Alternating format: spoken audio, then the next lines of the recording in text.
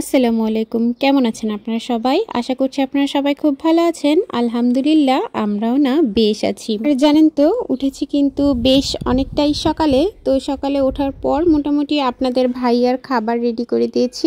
আর জিসানও হচ্ছে স্কুলে চলে গিয়েছে। তো ওকে হচ্ছে আজকে সকালবেলা একটু রুটি সেকে দিয়েছিলাম আর একটা ডিম পোস্ট করে দিয়েছিলাম। আমাদের বাসায় না এই যে প্রায় দিনই এইসব খাবার দাবারই বিশেষ করে সকালের নাস্তায় হয়।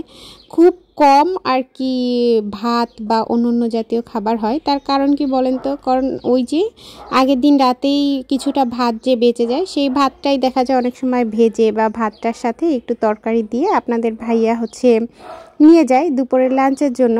আর ওদিক থেকে হয় কি, জিসান তো সকালবেলা উঠে ভাত তেমন একটা খেতে পছন্দ করে না। তো হয় দুধ কর্নফ্লেক্স, না হলে রুটি দিয়ে একটু যদি কখনো মাংস রান্না করি তাহলে সেই মাংসটা নিয়ে যায়, আর মানে মাংসটা দিয়ে খায়। আর তাছাড়া দেখা যায় ওই যে বেশিরভাগ সময় রুটি ডিম না হলে দুধ কর্নফ্লেক্স এগুলো নিয়ে আর কি খেয়ে যায়ও।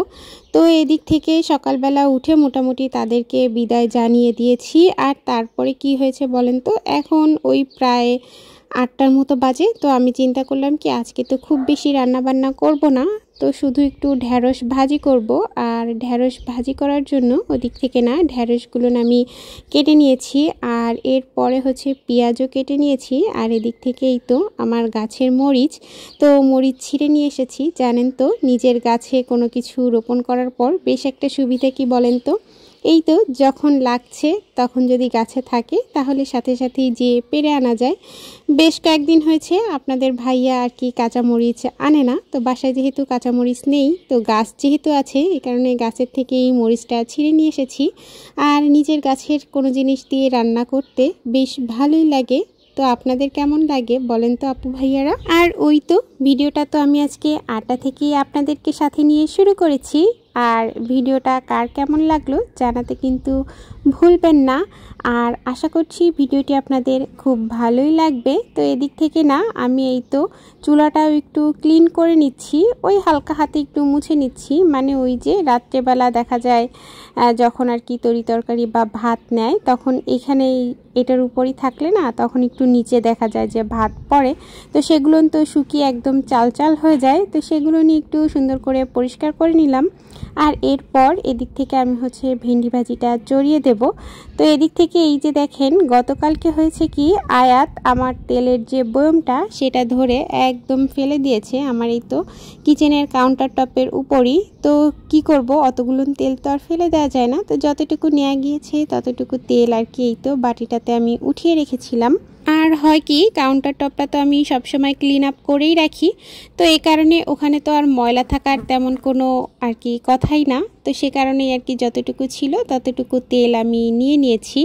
আর এরপর ওই যে একটা বাটিতেই তো সেই তেলটা রেখেছিলাম, তারপর এই যে আজকে রান্নায় ব্যবহার করে ফেলছি। এদিক থেকে এই তো আমি হচ্ছে একটু তেল দিয়ে তার ভিতরে একটু জিরা ফোড়ন দিলাম। এভাবে ভাজিতে একটু যদি জিরা ফোড়ন দেওয়া যায় জানেন তো বেশ ভালো একটা ফ্লেভার আসে আর খেতেও বেশ ভালো লাগে। আর এদিক থেকে ওই যে কাঁচামরিচ পেঁয়াজ আমি সব একদম ভেন্ডির সাথেই করেই রেখে দিয়েছিলাম, তো সেটা দিয়ে একটু হলুদের গুঁড়া দিয়ে ভেন্ডিটা আমি বসিয়ে দিচ্ছি। তো ওদিক থেকে ভেন্ডিটা আস্তে আস্তে হতে থাক। আর এই তো এদিক থেকে না আজকে সকালে একটু কফি খাচ্ছিলাম, মানে প্রত্যেক দিনই তো চা খাই, তো একটু ভিন্নতা আনার জন্যই আজকে সকালে বলা যায় একটু কফি খেলাম। তো কফি আর বিস্কুট খেলাম। আর তার থেকেও বড় কথা কি বলেন তো, আমার বাসার টোস্ট বিস্কুট একদমই শেষ হয়ে গেছে। আর দুধ চা দিয়ে তো টোস্ট বিস্কুট ছাড়া বেশি একটা ভালো লাগে না, তো এই কারণেই চিন্তা করলাম কি একটু কফি বানিয়ে নিই আজকে। তো এই কারণেই সকালবেলা একটু কফি বানিয়ে নিলাম। তো মোটামুটি কফিটা সম্পূর্ণ শেষ হয়নি, একদিক থেকে কফি একটু খাচ্ছি আর এদিক থেকে এই তো চুলার তরকারিটাও এসে দেখে যাচ্ছিলাম, মানে ভাজিটা। আজকে তো ভিডিওর বেশ অনেকটা দূরে চলে এসেছি। তো আমার প্রিয় আপু ভাইয়াদেরকে একটা পুরনো কথা মনে করিয়ে দেই। আমার প্রিয় আপু ভাইয়ারা যারা খুব ভালোবেসে আমার ভিডিওগুলো দেখছেন কিন্তু একটা লাইক দিতে ভুলে গিয়েছেন, আপনারা চাইলেই কিন্তু একটা লাইক দিয়ে দিতে পারেন। আর আমার ভিডিওগুলো যদি আপনাদের খুব বেশি ভালো লেগে থাকে তাহলে কিন্তু আমার চ্যানেলটার সাথেই থেকে যেতে পারেন খুব বেশি ভালোবেসে। আর এই তো এদিক থেকে আমি হচ্ছে এখন ঘরটাও মুছে নিচ্ছি। মোটামুটি ঘরটা মুছে নিলে তাহলে মোটামুটি কাজ কমপ্লিট হয়েই যায়।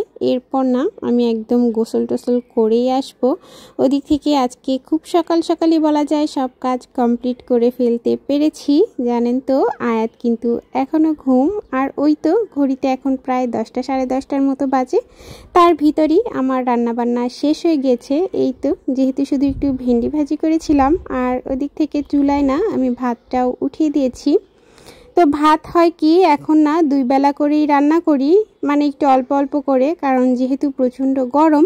আর ওই তো আপনাদের ভাইয়া সকালে ভাতই নিয়ে যায়, তো এই কারণেই আর কি একটু অল্প করেই রান্না করি, কারণ রাতে যদি ভাতটা রান্না করে রাখি তাহলে না ভাতটা পরের দিন বেশ ভালো থাকে। আর এই তো এরপর কিন্তু বেশ অনেকটা পরেই আমার একদম গোসল টোসল সব কিছু কমপ্লিট হয়ে গিয়েছিল অনেকটা আগেই। তারপরে হয়েছে কি আয়াত উঠেছিল, তো আয়াতকে মোটামুটি খাইয়ে দিয়েছি। তারপরে আয়াত মোটামুটি খেলাধুলা করেছিল। তারপর বেশ অনেকক্ষণ পর আয়াত ঘুমিয়ে গিয়েছিল। আর এদিক থেকে এই তো আমি হচ্ছে ফ্রিজ থেকে একটা শাক বের করে নিলাম, কারণ এখন খাবো। এটা খেলে না ইনস্ট্যান্ট একটা এনার্জি পাওয়া যায়, বেশ ভালো লাগে। আর এই তো ড্রিঙ্কসের ভিতরে এটা আমি অনেক বেশি পছন্দ করি। খাওয়া যদিও ভালো না, কি করব বলেন তো, মন তো মানে না। যেসব জিনিস খাওয়া ভালো না সেসব জিনিসই খেতে মন চায় আর কি। আর এই যে বাইরে বেশ কিছুটা কাপড় চোপড় ছিল, সেগুলো উঠিয়ে নিয়ে এসেছি। এখন হচ্ছে কাপড় চোপড়গুলো ভাঁজ করতেছি।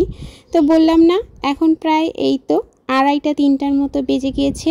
তো আয়াত সকালে ওঠার পরে মোটামুটি এই তো এখন আবার একটু ঘুমিয়ে গিয়েছে। আর জানেন তো আয়াত বিকালবেলা করেই না এই যে বাইরে বের হতে চায়, তো এই কারণেই না আমি একদম সকাল সকাল করেই সব রান্নাবান্না সেরে ফেলেছি। আর বাহিরে যদি যায়, মানে ওই তো পার্কে যদি যায়, তাহলে হয় কি একদম 2-2.5 ঘন্টার নিচে বাসার ভিতরে আসতেই চায় না। এখন না ডেইলি একটা এরকম রুটিন হয়ে গিয়েছে। আর এরপরেই তো আপনাদের সাথে কথা বলতে বলতেই ওদিক থেকে আমার কাপড় চোপড়গুলো ভাঁজ করা হয়ে গিয়েছে। আর এরপর এই যে এখন আপনাদের ভাইয়াও চলে আসছে। তো আসার পরে বলল যে এই যে একটু ডিম ভেজে দিতে, যেহেতু এই তো আজকে শুধু ঢ্যাঁড়সটাই ভাজি করেছিলাম, তো এই কারণে ওকে একটু ডিমটাও ভেজে দিচ্ছি। ডিম আর ঢ্যাঁড়স ভাজি দিয়েই ওর হয়ে যাবে, তো সে কারণেই আর কি ডিমটা ভাজা। আর ওদিক থেকে আমার জিসান জানেন তো আজকে ঢ্যাঁড়স ভাজি দিয়ে না বেশ অনেকটা ভাত খেয়েছে, কারণ ও বলল যে ওর নাকি অনেক ভালো লেগেছে। মানে ওই যে মাখিয়ে দিয়েছিলাম তারপরে খেলো আর কি, না হলে না ওই যে শুধু নাক ছিটকাতো যে খাবো না খাবো না। আর যখন মাখিয়ে দিয়েছি তখন বলল বেশ মজা হয়েছে আম্মু। আর এদিক থেকে এই তো আপনাদের ভাইয়ের জন্য ডিম ভাজি করতেছিলাম। আর একটু পরেই আমরা হচ্ছে ওই তো বাইরে যাব বলতে একটু বাইরে থেকে হেঁটে আসব। এখন জানেন তো প্রত্যেক দিনের একটা রুটিন হয়েছে এরকম বাইরে বের হওয়া, মানে মেয়েকে নিয়ে যেতেই হয়, না হলে আসলে ঘরের ভিতরে একা একা ওরও ভালো লাগে না। তো এই তো এরপর মোটামুটি বিকালবেলা করে এই যে চলে এসেছিলাম হচ্ছে গাছগুলো নিয়ে পানি দেব। আর এই তো গাছে পানি দিতে গেলেই আমার আয়াত পানি দিতে চায়, তখন আর কি দেখা যায় যে ও কী যে একটা বিরক্ত করে, তোকে নিয়ে গাছে পানি দেয় না, অনেক বেশি কঠিন হয়ে যায়। আজকের ভিডিওটা না আর বেশি বড় করব না। আপনাদের কার ভিডিওর কোন অংশটা ভালো লেগেছে চাইলেই কিন্তু কমেন্ট করে জানাতে পারেন। আল্লাহ হাফিজ সবাইকে।